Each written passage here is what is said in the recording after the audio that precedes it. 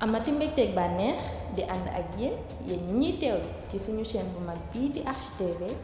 ñoo ngi leen di ñaan ngeen di wéy di abonné ngir ngeen mën a jot suñu ay vidéo saa su ne.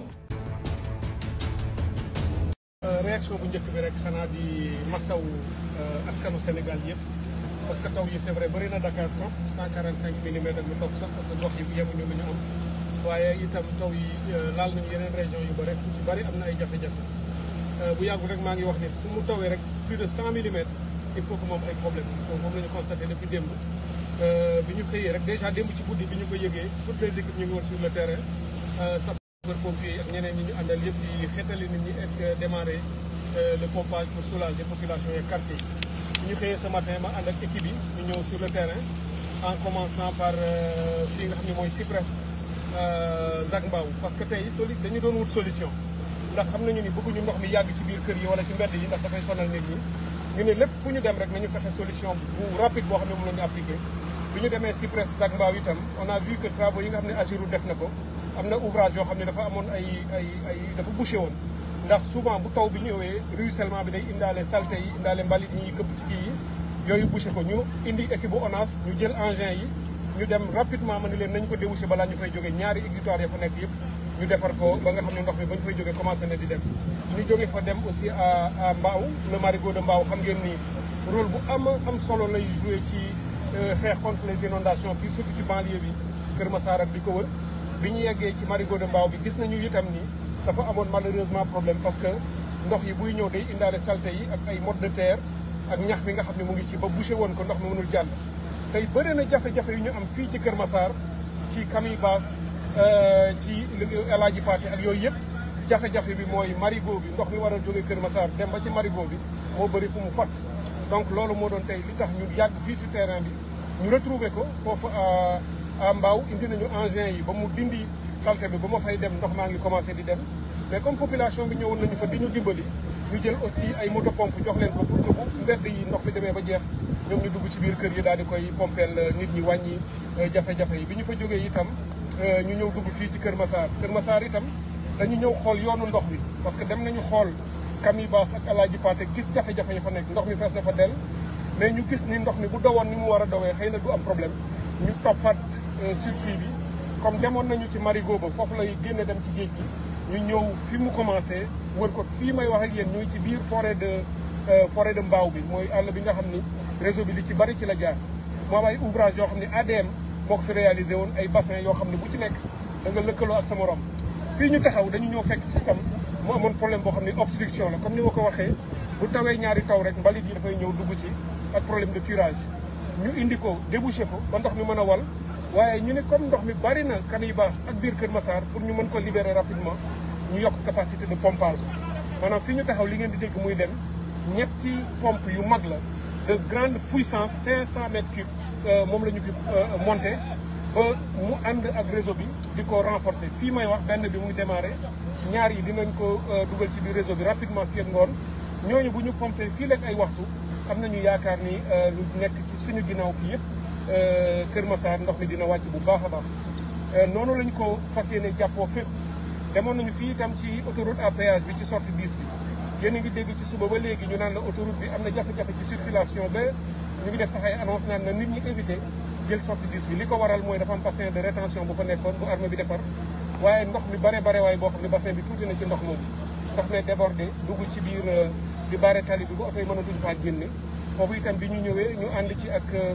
waa Eiffage ñi nga xam ne ñoo ko yor ñu ànd ci ak maire yi bu Rufisque ñu ànd ci ak service su ONAS ak DPG yi ak ñi nga xam ne ñëpp am nañ ci xam-xam ak préfecture bi ñu trouver fa solution bi mooy bassin bi la ñuy pomper ñu yóbbu ko ci benn canal boo xam ne mu ngi situé à 1 kilomètre et quelque un peu plus loin jël nañu pompe yi foofu ñu taxaw itam la ñu trouver solution yi dinañ indi pompe bi canal parce que tuyau bi nga xam ne soxla woon nañ ko muy 1 kilomètre 300 yi moom itam mobiliser nañ ko ba foofa itam ñu ngi wut solution donc daal li ñuy yaakaar mooy fii rek ay waxtu ci kanam incha allah jafe-jafe yu bari yu population bi amoon dina commencé di wàññeeku bu baax ñu yokk ci itam nag ni wax dëgg yàlla nit ñi ñu ngi leen di sant parce que fépp fu ñu dem gis nañu communauté bi génn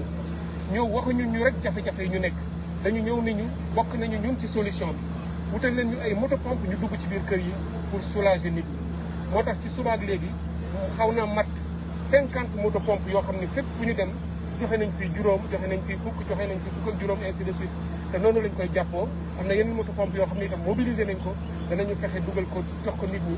pour que bu sapeur pompier yi ñoom itam ma leen di féliciter ci liggéey bu am solo bi ñu def ñoom bu ñu demee ba libéré mbedd yi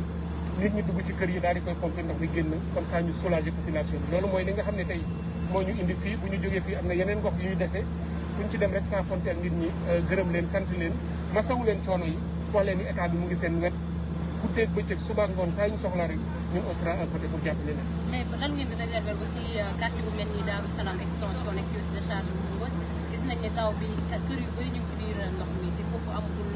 ay ouvrage d'assainissement. waaw yooyu yëpp bokk na ci ñuy dem xam nga avant sax nawet bi di commencé dañu defoon tour fu ci ne ñu xool fa jafe-jafe yi lii boo gisee sax xëy na mënoon naa gën a metti fii xam nga nag bu nit nekkee ci jafe-jafe doo ko xeeb benn yoon lii am metti na mais dañuy jàpp ni ñu anticiper woon ci curage yu canaux yi ba ci sax journée nationale de nettoiement yi ñu defoon ak dispositif de pompage yi nga xam ne teel nañ ko teg bokk na ci li tax ni mu gënoon mettee xëy na wàññeeku na surtout sax ampleur bi fi nga xam ne fépp waroon na ko laal mais lii am rek bari na ba nga xam ni moo tax taxawaay bi ñu am tout au long de la journée zones yi nga wax itam da nga xam ne amagul ay ouvrage d'assainissement yu tax ñuy wax dispositif sapeur pompier moo fay nekk pompage lañ fa am yóbbu ko ci bassin yi ak voie d'eau yi nga xam ne nekk na fa mais encore une fois saa yi ñu ko defee ba li voies yi ñu libéré ko ñun du ñu mën a nekk fépp ak suñuy équipe pour mën ko pomper ONAS mënul dajale fépp DPG yi mënu ko keneen mënu ko nit ñi ci quartier yi ñoo ko mën moo tax ñu am ay moto pompe yu bëree bëri fi mu ne nekk ay quelques jours avant amoon nañu lu jege presque 300 et quelques moto pompe am na yu ñu yóbbu Touba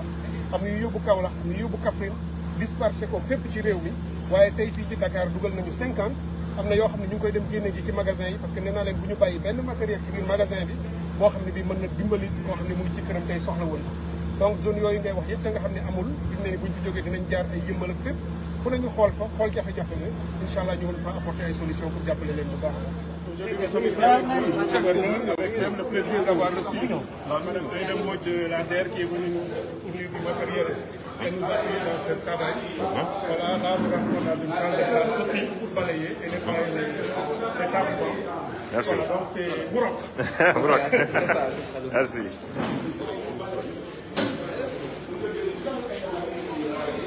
Bon, les images se passent de commentaires. Monsieur le ministre, comme nous l'avons dit, Bourok. Ñu ngi si lancement journée nationale de nettoiement bi moom comme ni ma ko waxee sànq emul kase si lancement ma ne ko sol na ay botom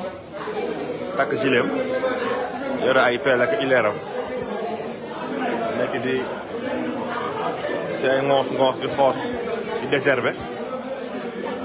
di nettoyer donc un petit peu pour montrer l'exemple ñu ngi def benn appel sànq ne képp koo xam ne mën nga ko da nga dem si école bi nga jàngee wala école ba la jege su ko defee nga mën a jéem a xool loolu di jàppale ñu nettoyer su ko defee xale yi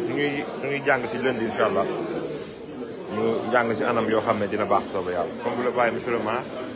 monsieur le ministre mi ngi ak Madame Aïda Mbodj loolu dafa ñëw andi ay lot d'équipement pour nettoyage bi et tout.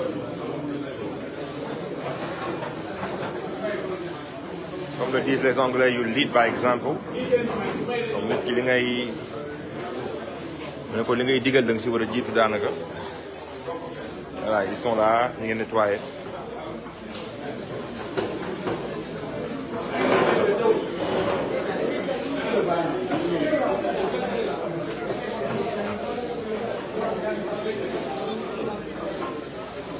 Allez.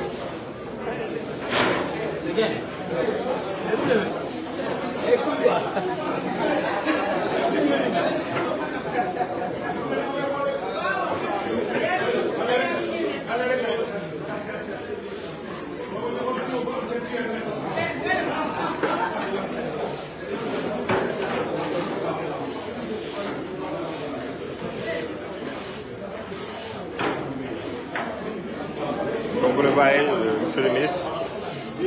qui passe le relais au DG Bakary Fati, directeur de la DGPRE, lui aussi qui apporte sa contribution dans le lancement de la journée de nettoiement